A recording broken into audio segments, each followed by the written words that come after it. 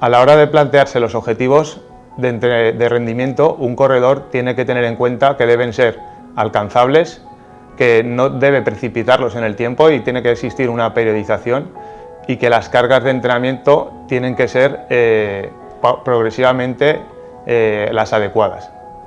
Según el tipo de metas, utilizaremos métodos más continuos para modalidades que tienen que ver con pruebas como la media maratón y el maratón, y únicamente empezaremos a introducir métodos de entrenamiento fraccionados cuando las distancias sean más cortas o el corredor tenga un cierto nivel.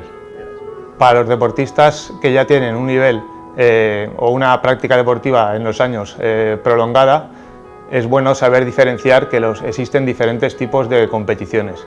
Por un lado estarían las competiciones secundarias, que podríamos decir que forman parte de su proceso de entrenamiento, y en este sentido no siempre tenemos que buscar un resultado óptimo. Y por otro lado estarían las competiciones de carácter principal.